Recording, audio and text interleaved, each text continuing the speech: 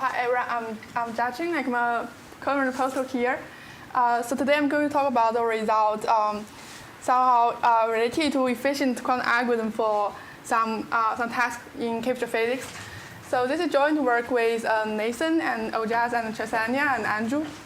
I will also slightly mention like how AI helps me to get counterexample and how to use AI for some technical lemmas. So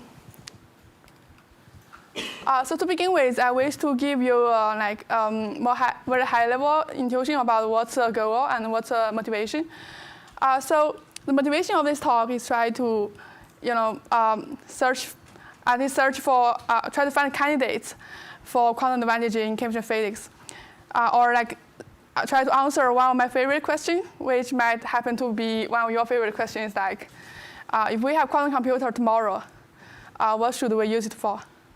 So, if I ask a random person, in the audience, I think half of them will say, let's break crypto. And half of them saying, okay, maybe I heard of quantum computer is good for chemistry and physics, and let's try that. So today's talk will on the belongs to the second category. So we will try to, find some candidates for quantum advantage for chemistry and physics. So in particular, in this talk, we will focus on a problem called ground energy estimation, which is something related to study the static properties of molecules and materials. So the background story, you may use this problem something like this. It's like someone give you a molecules or materials, then the question is just try to estimate the ground energy, which is the lowest possible energy that a system can have. So this quantity is of interest because it's related to many areas. So this is something people calculate in chemistry and physics, which is related to chemical reactions or properties of materials. So this is roughly the background. So of course, I'm from computer science, so I'm not going to tell you chemistry or physics. I'm going to tell you some math problem. So from a math perspective, ground energy estimation is just a linear algebra problem, which is as follows. So given molecules, the mass model for this molecule is formalized as something called n-qubit local Hamiltonian. So basically, this is just like a big matrix H, which is of size 2n times 2n. But this matrix has a lot of structures. For example, most of the cases you encountered, this matrix can be written as the sum of some local terms, where each local terms only acts on constant qubit or constant Fermi modes, depends on which kind of Hamiltonian you're working on. So in this formalization, the ground energy estimation problem is just pure linear algebra problem. It just ask you to estimate the minimum value of this big matrix to some precision. So this problem is not trivial. It's not easy. It's mainly just because this matrix is too big to calculate on a classical computer. Although people have already developed a lot of numeric algorithms, but there are still some unsolved problem. So this is the ground energy estimation problem. Then you may ask, so one more sentence. So this problem is, in fact, some kinds of fundamental in many fields. So depends on which area you are from. So you might have heard of different names of this problem.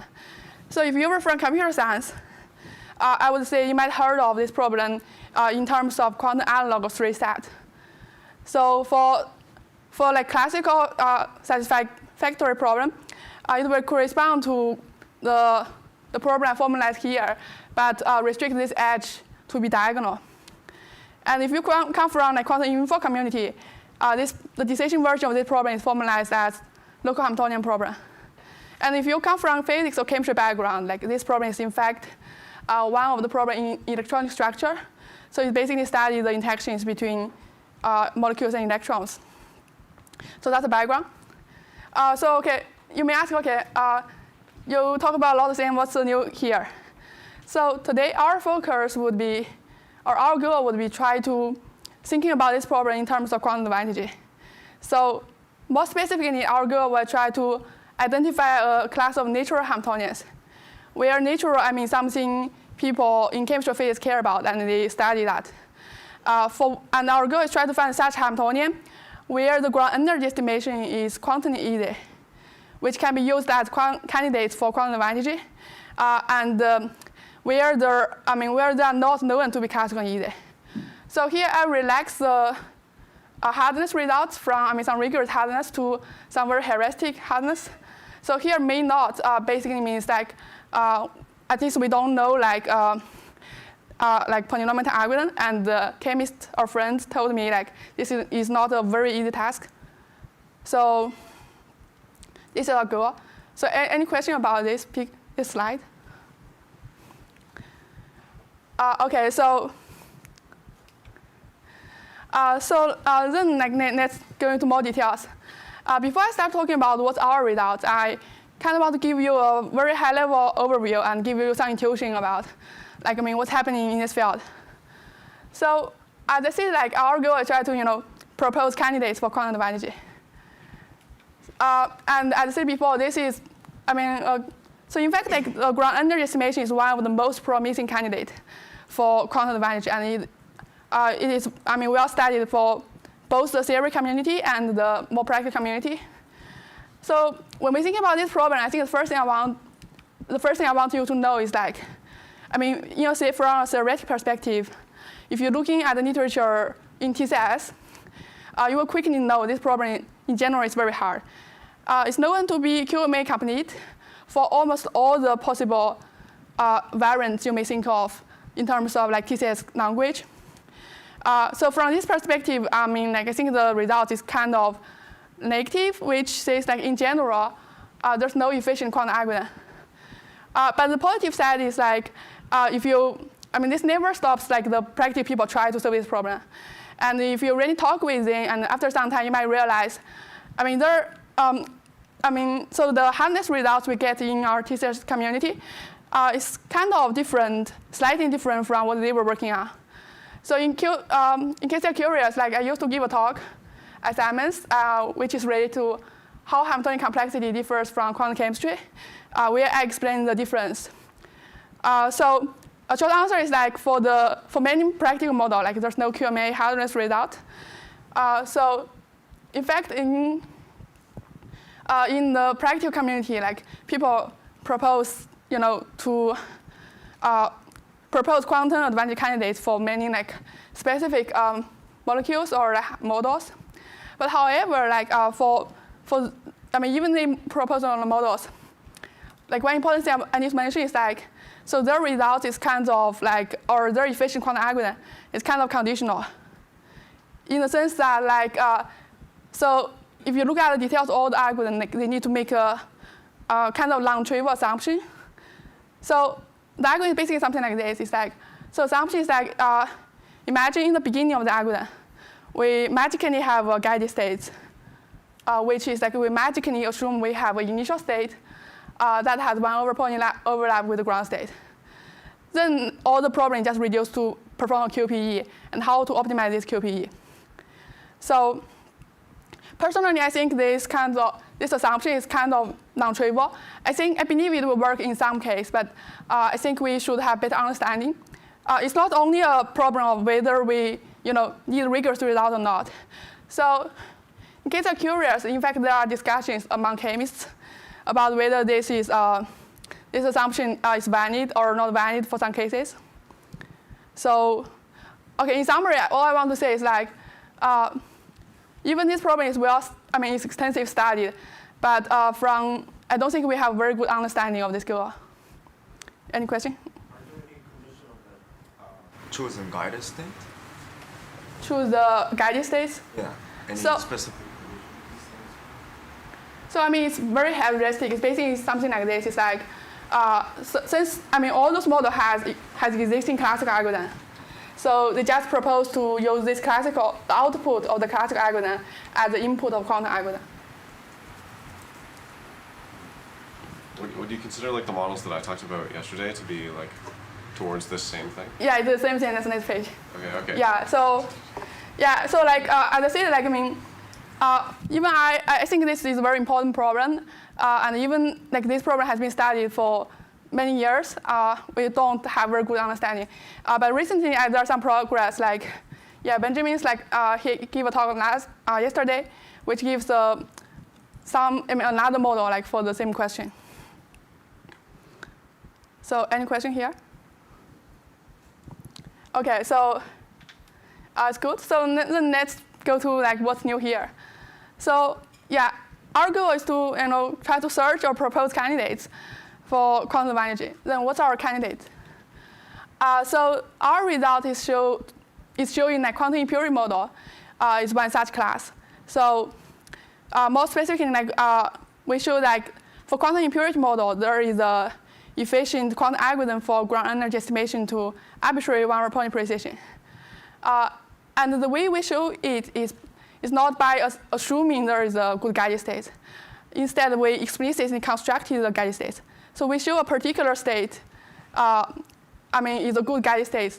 Then we perform QPE and prove this result. So although I haven't explained what is quantum impurity model, which will be explained in the next slide, I kind of want to let you know this is not an arbitrary model. It's in fact something like some important model people use in practice, and which I will explain in more details in the next few slides.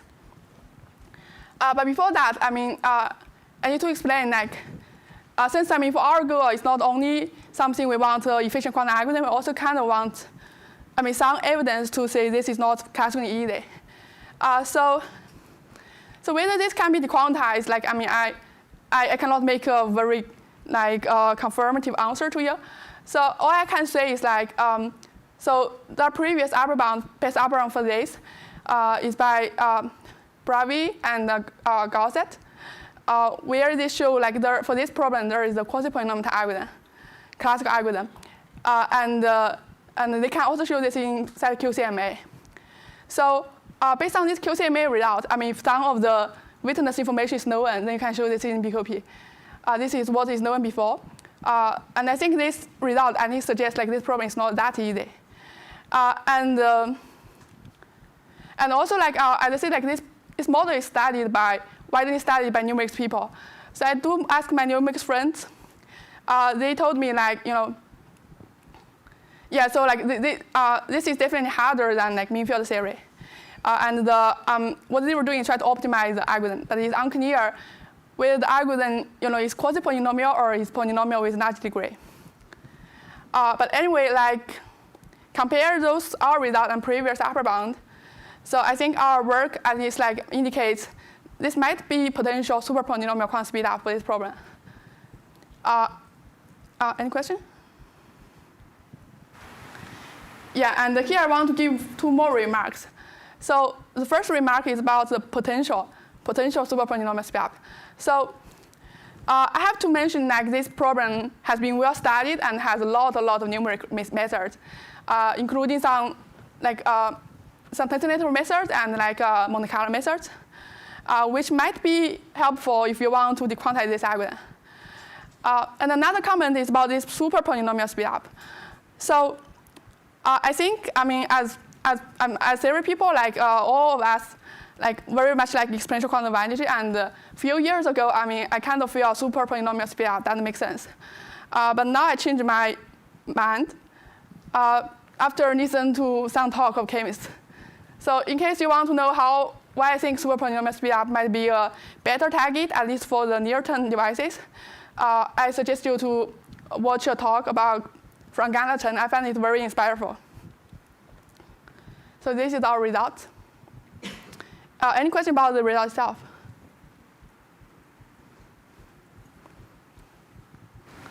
Okay, so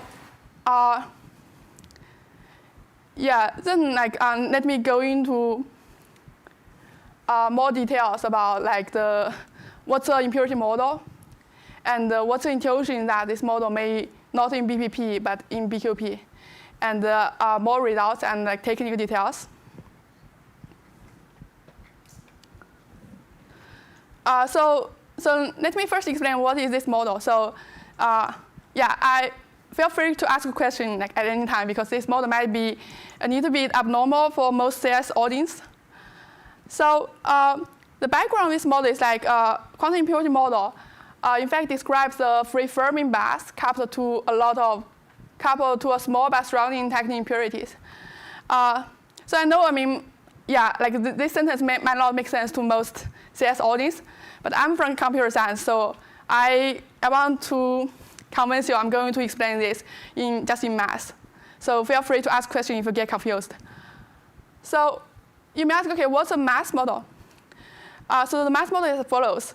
So this Hamiltonian can be written as two parts. The first part is called non-interacting mass, which is a quadratic fermionic Hamiltonian. So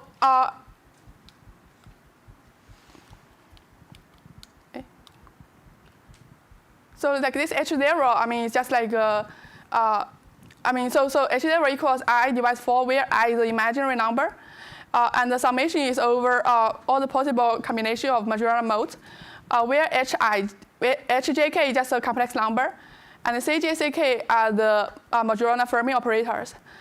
The easiest way to understand this Majorana Fermi operator is just by the following thing. So intuitively, I mean, you just say those operators are some kinds of tensor ponies, follow a specific rule. So this is the non-interacting part. I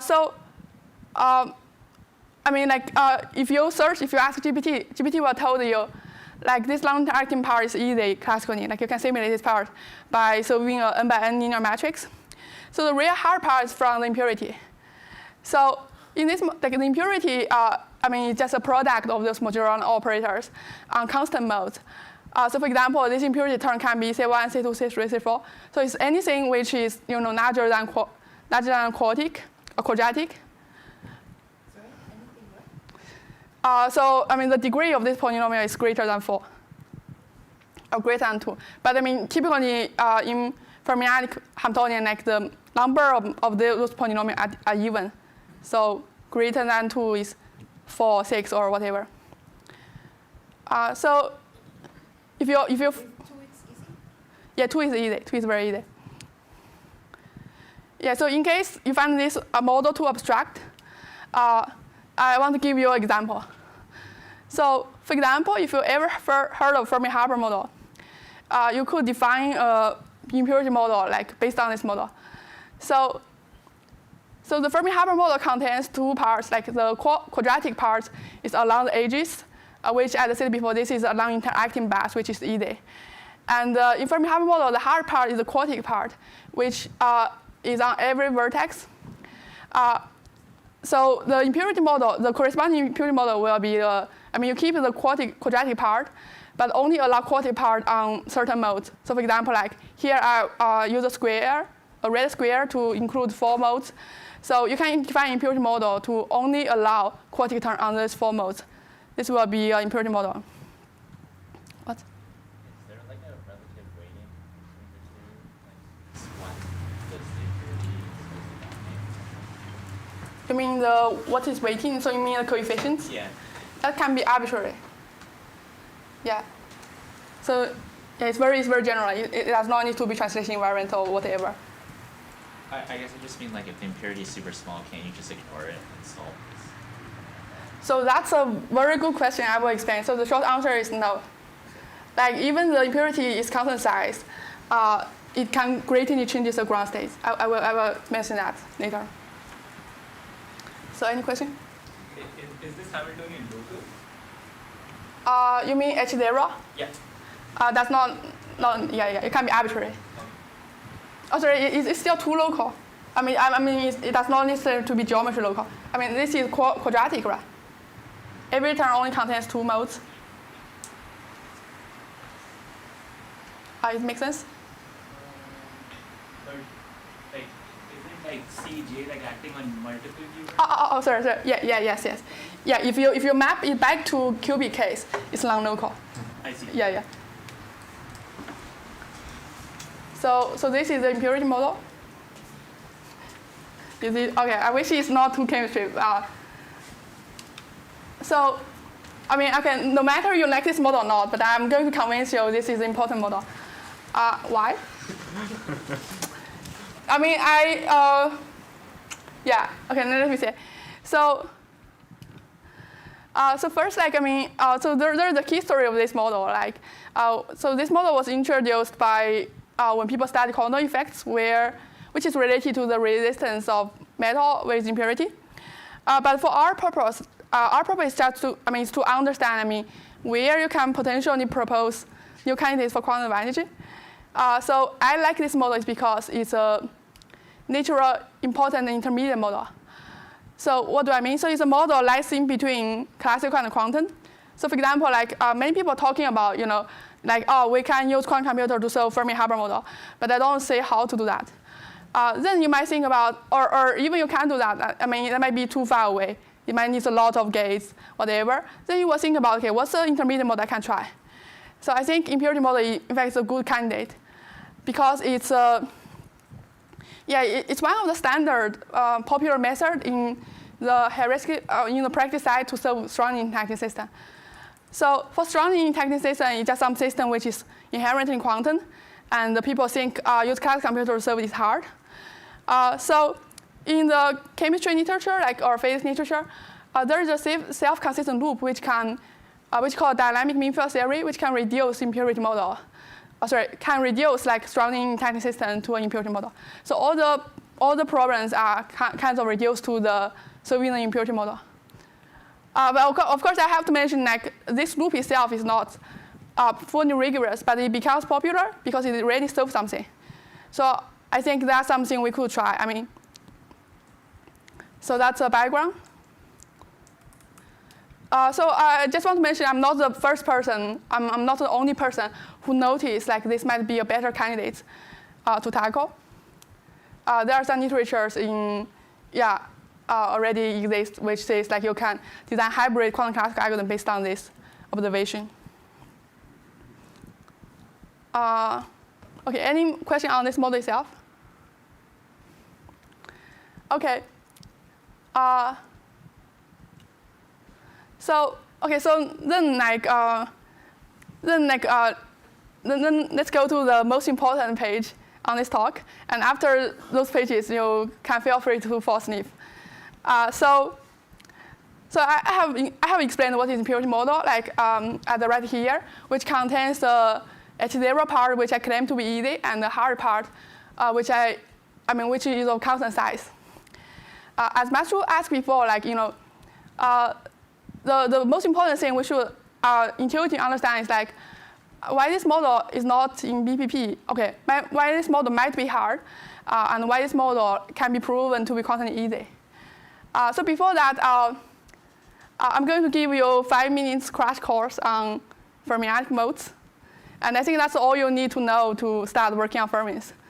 But yeah, feel free to stop me.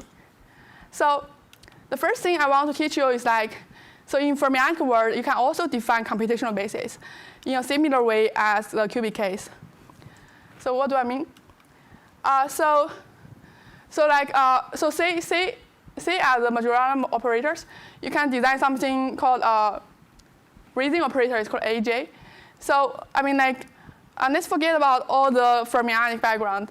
So this AJ, you can just interpret this kind of something like Z and a raising operator.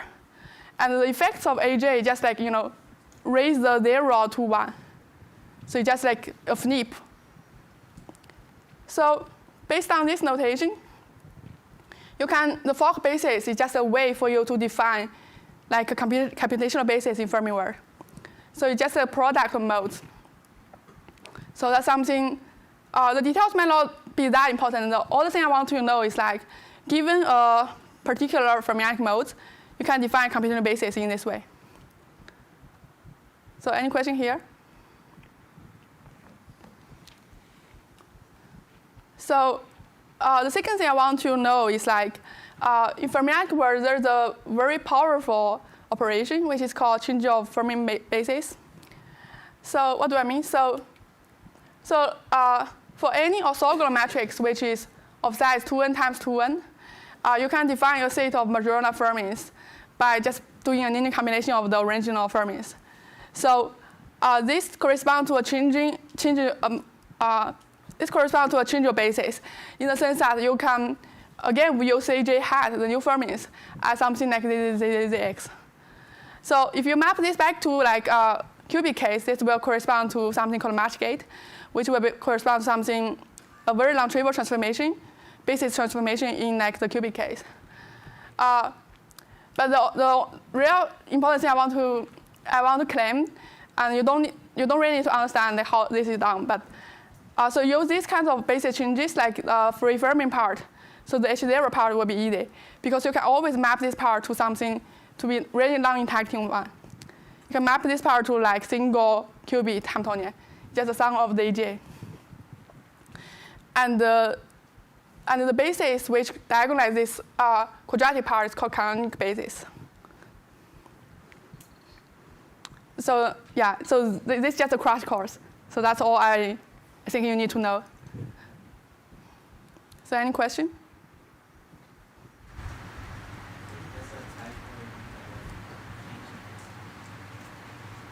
Oh, okay. Yeah, I can correct. Okay. Yeah, so like, okay. I just want to convince you again. Even you feel a bit confused about the notations, like it's not really that important.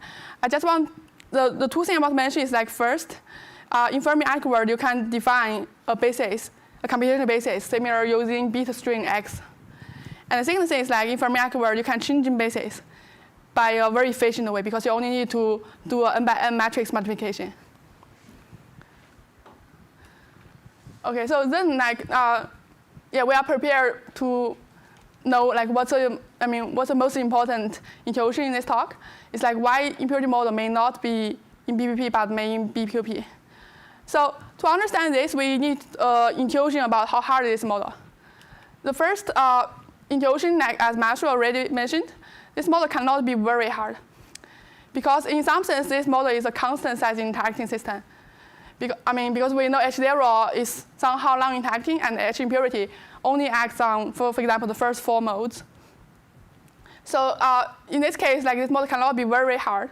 But however, like this problem also is not that easy. This is because like in the Fermi-Eck world, even the impurity only acts on constant size. It can greatly changes the ground state. So in particular, like the constant size impurity can make the ground state have large support with respect to the canonic basis. So for the canonic basis, I just mean like the basis which diagonalize H0. And as I said before, it will define a computation basis.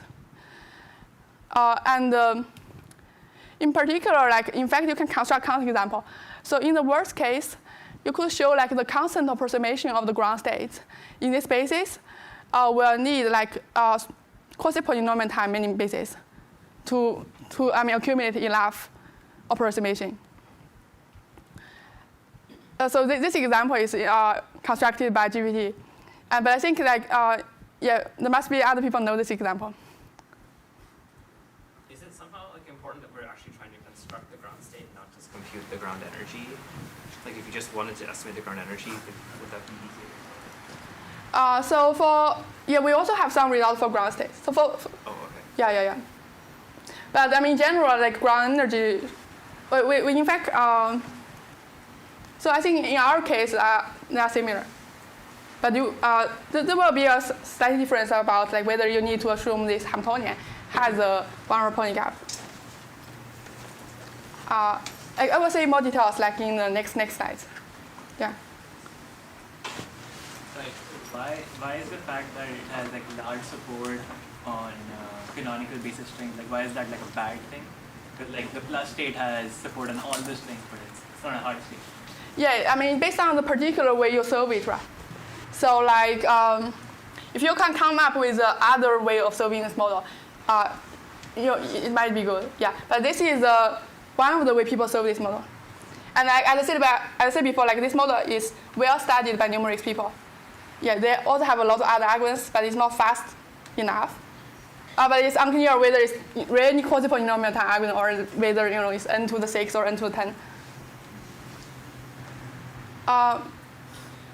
So like this is a intuitive way to explain why this model is, a natural model lies between classical and quantum. Then like you may, okay, something wrong. So you may ask, okay, yeah, as you said before, like like why so like this example itself does not necessarily mean this problem is hard. It's just like rule out a particular way of design algorithm. But people did try to design this algorithm before. So the best previous upper bound is the quasi-polynomial-time algorithm. So then like let's ask, okay, if I believe you, then like why this problem, could be put into BQP? So the answer is like we try to we change another basis. So instead of using canonical basis, we change to coordinate basis. And we claim this basis, like the ground state, can be slightly more sparse, in the sense that if you want to get constant approximation of the ground state, then you only need pony n like superposition over that basis. Then this pony n superposition of that basis will serve as the guided state, and you can apply QPE to get the ground energy. So that's the intuitive reason. So okay, so let me like just restate what I'm saying. I'm saying like why this problem is in BP might not be in BPP is because the ground states, even the impurities of constant size, the ground state is not that sparse. It still has a large support. But the support, if you're looking at like what's the amplitude on the support, it has a decaying effect. So to get constant approximation, you don't need to go over all the quasi-polynomial space. You just count the first few till somewhere like pony n, then it gets O1 overlap. Then it serves as the ground guided state. So that's the intuition. Any more questions here? Okay. So. Sorry, did you say about the ground state or the guided state that it has this support? Do you know what the support of the ground state is? Yes. So like the support of ground state, at least in the current theory bound, in the current theoretical bound, still have quasi-polynomial support. Yeah. So whether it can be dequantized by other refined method, like I'm not that sure. But I think that will be interesting open problem to do. Also, I will mention ground state structure in the following technical parts. So let me explain our results in more detail. So we consider like impurity model where like the H0 is on 2n majorana fermis, and impurity acts on n majorana fermis. And we show that there is a quantum algorithm. I'm sorry, I want to understand. So there are sort of two parts. One is the preparation of the guiding state, the guided initial stage, and then the phase estimation. Yes. Phase estimation is known to be very powerful. Yeah. But you view the preparation of the guiding state as something that is hard, computationally hard, that is doing something that's non-trivial from the point of view of BQP-ness. The quantum power is there. Yes, like the preparation of, so the existence of guided states is the hard part. So like to find the state and show it's a guided state, that's the hard part. Do I understand correctly? Creating that state is hard. In the sense of finding the coefficients and finding the support of this state. That's hard, and that's done by a quantum computer, and that's a hard part. I asking like what's the most complicated? I asking like where does quantum computer get advantage? Yeah, I'm asking if coming up with the coefficients and the support of the guided state, this is not known to be in P. No, the guided state is very simple. It's just a computational basis. So in the right basis, so in the, as I say, like in the Fermi case, based on different Fermi modes, you can choose like, okay, so instead of saying computational basis, it's a Gaussian state. Yeah, it's easy to prepare. And knowing which of the knowing its support is hard quantumly or not? Not hard. It's not hard quantum. Is it something that can be done in BPP or not? Knowing the support can be done by BQP. Yeah. Yeah. So the hard part, the advantage of quantum gate is ranging from QPE. So the advantage of quantum is like you only need the constant overlap start point. Then you use QPE, you can efficiently refine it from constant to one pony. Yeah. So our model is like with runtime 2 to the m times pony epsilon minus 1. So here there are some remarks I have to mention. Is like so first, like, our impurity model is very general. It's like it does not restrict the geometry of the graph, and also it does not restrict where is the impurity and the size of impurity. Like, all we need is the size of impurity is a constant, and also we do not have we don't need any assumption on the spectral gap of H0 or H, and we don't have need any prior knowledge of ground state, and we explicitly construct the guided state instead of assuming it. So is the guiding state just the ground state of the quadratic Hamiltonian? No. No. So that's very different. So the ground state of quadratic Hamiltonian is one canonical basis. Yeah. As I said before, like, the ground state of the whole Hamiltonian can include quasi-polynomial-time, quasi-polynomial many basis. Yeah, but this like constant approximation, it's also not the quadratic. Yeah, even constant approximation is not. You can construct like kind of examples where the ground state is just orthogonal, like H dot's ground state is orthogonal. Are you gonna explain how you do the guiding state? Oh yeah, like maybe you can call offline. Yeah.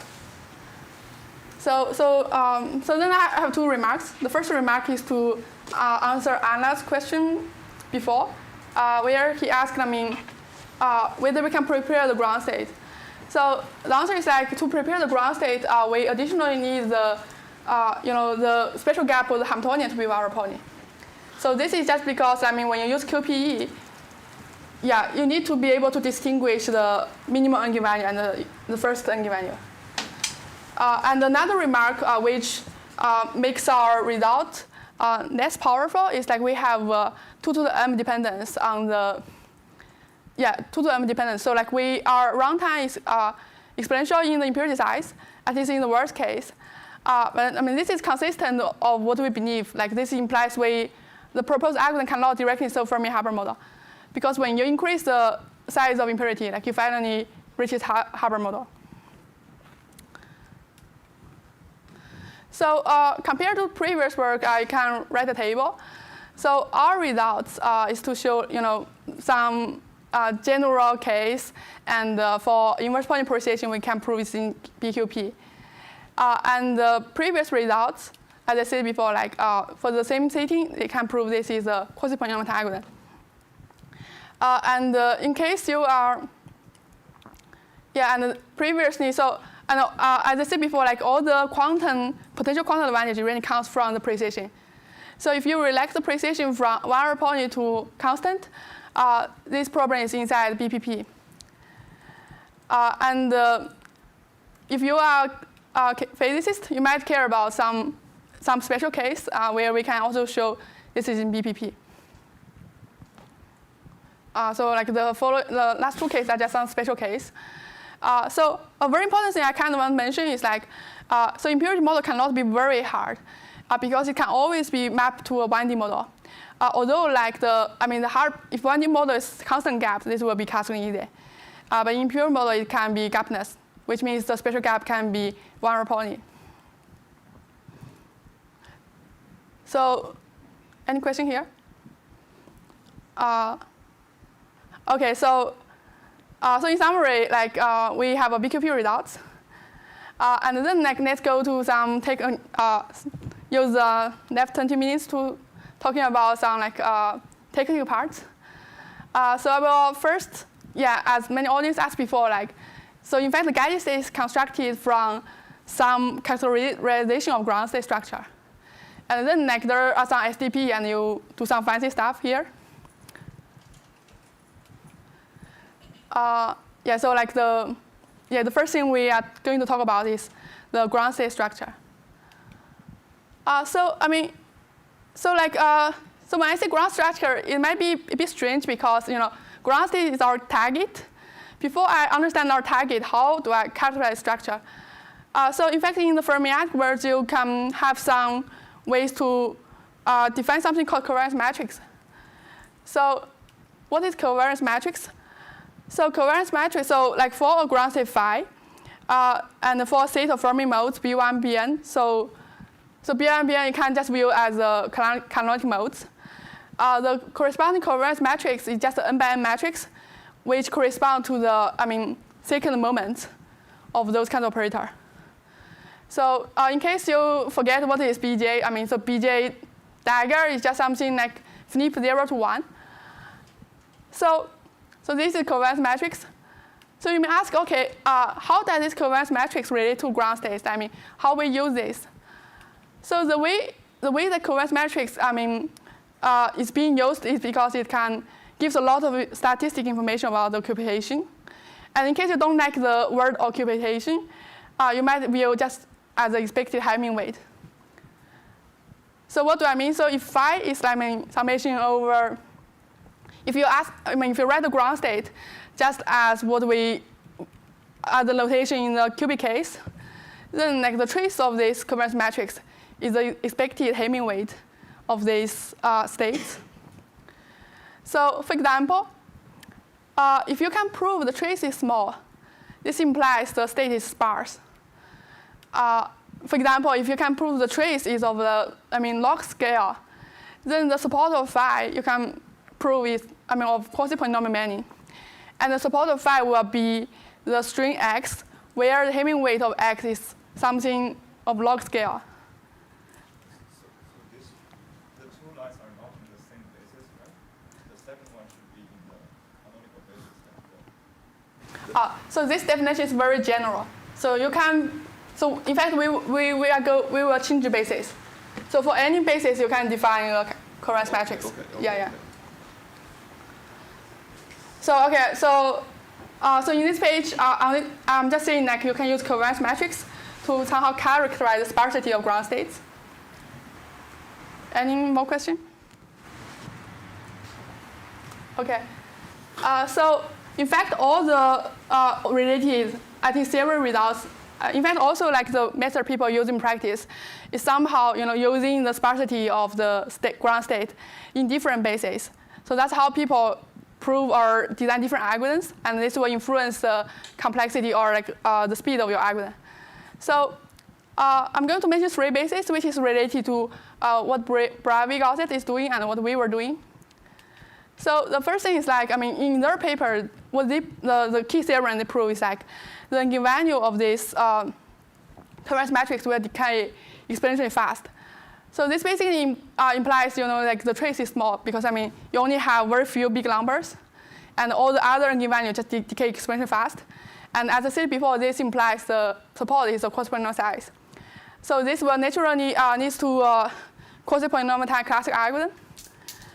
So our goal is try to make this problem into BQP. So the first thing we tried is to try to refine the analysis. And here, I just want to briefly mention, because this is a quantum plus AI workshop, is how GPT helped us to find the error in our previous proof, and it gives counterexample to show our particular approach doesn't succeed. So in case you're curious, I'm just going to give some prompt, which I asked GPT. So GPT found a particular technical errors in our previous approach, which is related to some kind of polynomial approximation of square root of x. So there's a very particular technical lemma. This is exactly the prompt I give to GPT. GPT might be, it's kind of impressive. It just tell me, this is impossible, and here is the proof. And I check it, and it's correct. So I find it's very helpful because I used to be very similar problems in the past. And I spent more than 2 or 3 weeks to really understand that part is impossible. But now GPT just spent 5 minutes and tell me, yeah, it's impossible, here is the proof. And I spent 10 minutes to check the proof, then that's all. So it's very impressive. So in fact, GPT did something even more than this. It finally gives a counterexample and say this particular approach cannot succeed. So this is my first part of this. But back to our story. So after interacting with GPT, I know you cannot get the results just by refining the proof, the previous proof. Then we think about other ways. So we think about changing the basis. So if you're looking back to the Bravyi&Gosset paper, you realize there is another basis which can make the ground state more sparse. So it says if you magically know what's the covariance matrix. So if you magically know the ground state, then you can define this covariance matrix. Then in this basis, it can be more sparse. So the reason is because as they prove that the eigenvalue of this basis of this covariance matrix decays exponentially fast. So you know the Hamming weight. If you're looking at the block, they will become smaller and smaller. So there is this refined analysis to count how many bases you need. But the most important part I want to mention is this only implies a QCMA result instead of BQP result. Because to know these bases, you must know ground states. So our observation is, in fact, we observe there is another basis, explicit basis, which can approximately diagonalize state phi without knowing phi. So this is the basis we choose for guided states. So you may ask how could it be possible to diagonalize a matrix without knowing it? So this is hidden in some technical lemmas in Bravyi's paper, which leads to the main results. So basically, it says the covariance matrix, even you don't know phi, but for any ground state, the covariance matrix must satisfy a SDP program. So this SDP program is n by n. So itself is feasible. It can be computed efficiently. So the observation is this SDP program already gives you a lot of information about the eigenspace of state phi. So the lambda and the E are all some fixed metrics after you give an edge. So in some known thing, you can compute from edge. So the only variable here is just C. So what do I mean? So lambda is a projector, which is almost the whole space. It's almost identity, because the dimension of this projector is n divided minus a constant. And the first constraint basically says C and E are almost commute up to a constant dimension. So recall that our goal is try to know how to decompose, how to diagonalize C. So this condition almost says that C should be similar to E in some sense. So that's the intuition why we can find something better, than some just random guess. So those are just intuitions. So here is how we construct the guided states. So this is the interaction between Feynman and GPT, and a mixture of Feynman knowledge and GPT knowledge. So basically something like this. So we know this for this model there are a lot of numeric algorithms, and they must be succeeded in some way. So the first thing, and our goal is to find guided states. The first thing I do is I just ask GPT, because I think it knows a lot of things. Ask GPT and I want to find a guided states for impurity model, and I know you have very good knowledge in all the fields. Then what's the basis people use in practice? And then GPT told me, okay, blah blah blah blah blah blah, blah blah blah blah, and the kernel space. So this is the final thing we choose. So it definitely mentioned a lot of other things, but you just keep asking what's the intuition, what is known and what is not known. So this is how we know this basis. So then after you choose the candidate, you want to formalize the proof and try to know what's happening here. So the way I'm doing here is I formalize the technical target. So my collaborator told me they also try to talk with GPT, but they are not as successful as me. I think the difference is mainly because I find GPT is very bad if you ask it very weak question, or you ask it too much. For example, if you ask it whether you can use coordinate space to prove this guided state, at least for GPT 5.5, I don't think it gives very helpful information. But now GPT 5.6 might be better. But the way, okay, I mean, that's something we cannot stop. The way I'm asking problem is like I really formulate this problem as a linear algebra problem. So I try to, reduce the task of GPT. I just asking, I say, I formulate the sufficient condition for guided states in terms of linear algebra. It's just some kind of SCP program. And and I choose the basis, choose the projections to be like the coordinate basis, and ask it, can you prove this? But in fact, so the current formula, so the thing I give here is very like something after refinement. So like there is a loop between, so sometimes I give him my first formalization, and it says, okay, your formalization is false because of this. And then but I have some intuitions, like I will talk it more, like I will say like, yeah, here's the intuition why your I accept your objections, but I think it's not a big problem, and because of the blah, blah, blah, blah. I also tell GPT more about how to solve this problem. So the thing I wanted to prove is some kind of SDP. So I know it can be proved by SDP duality, maybe, because we know in the duality you only need to find a certificate, or you find in a structure theorem. So I do give a lot of intuitions. So the thing I want to show you is even although I give a lot of intuitions, I want to show you GPT in fact finds something which I don't think I can find by myself in a short time. So it in fact gives after all the iterations and the charts, it gives a very elegant characterization of this SDP. So basically you prove something like this. So again, just recall what I want. I want something which can, somehow diagonalize, say, in some sense. Or I want to find a projection which can prove this a good guided state. So GPT finds the structure theorem for this SDP. It shows like for any say which satisfies the SDP before, it has a rank 1 decomposition, which is kind of spectral decomposition, although they don't need to be orthogonal, where each XA vector is some kind of resolvent vector. So there's a reason why it's come up with this, because finally I know those kinds of vectors are something people use in numerics. Yeah, so there's some very deep thing people know, some experts know, but I don't know.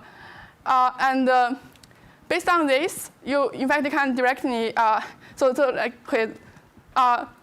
slightly change the order about what's happening, but it's always a loop, and you choose something. So this decomposition is related to the coordinate space. It's because if you're looking at the XA, so the E plus alpha AI inverse is just a polynomial over E. So this is exactly in the coordinate space, which is like the power of E applies to a vector. And this is and the reason this serves as a good guided state is because, the corresponding projections defined with respect to this space will, limit all those vectors very quickly. There is an exponential decay here, happening here.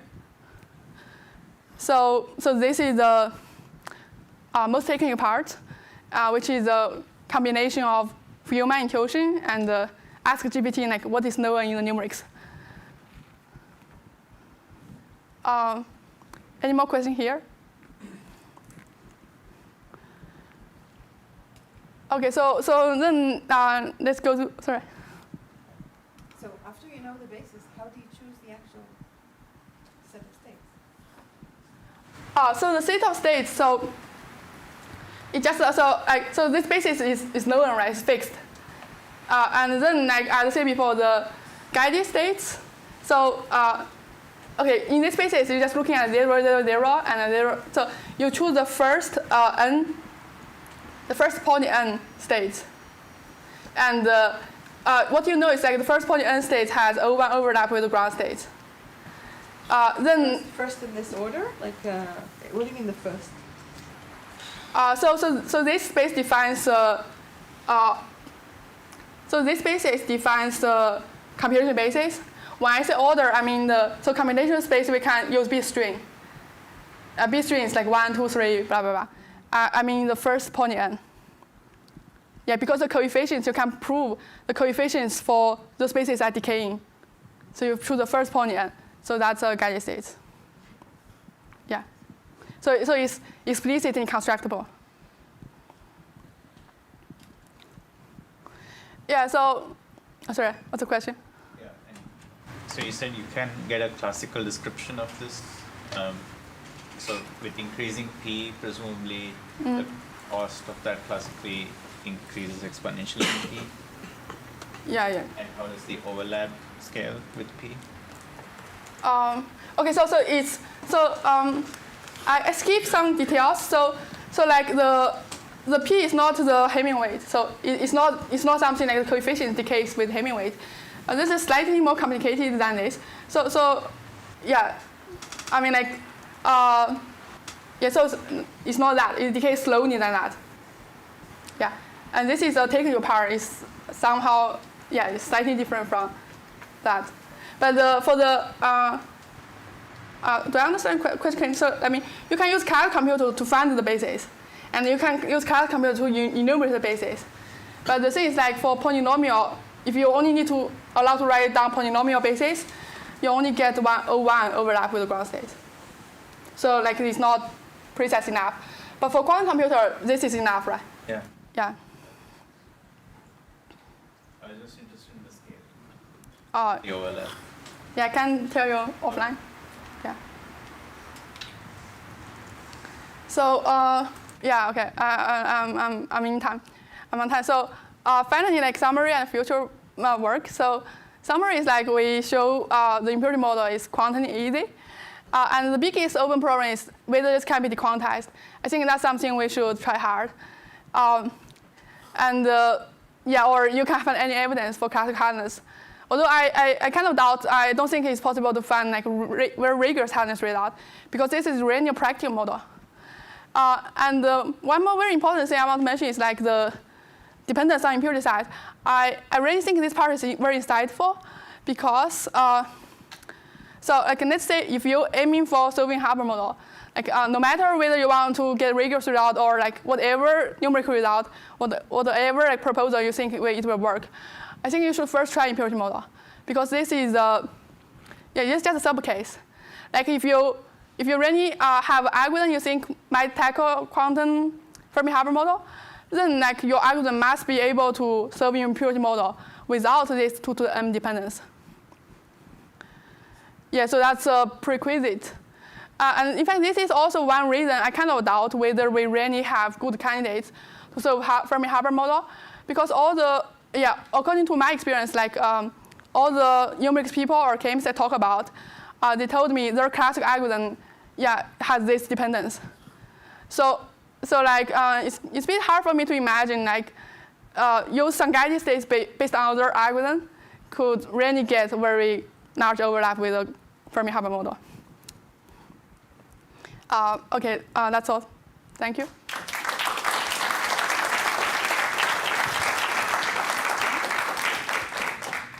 Any more questions? Oh, just about the like I guess the chemical context. Like, do you know like are there like examples of physical systems people care about where m is like really small, like really constant size? I mean, like there are two. Like I can mention two with special name.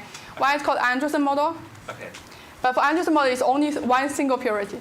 So like the impurity only one on one side. Yeah, that's already a non-trivial effect.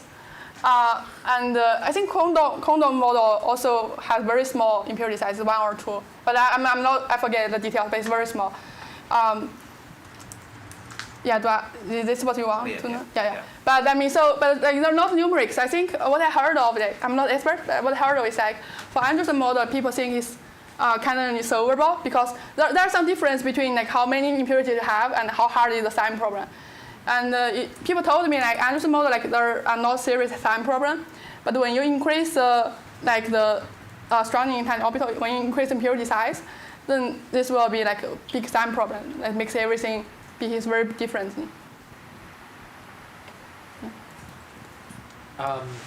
So, like, one thing I was thinking about as you're talking about this is, so it seems like you have this non-interacting Hamiltonian, and then you add this like small interaction term. Yeah.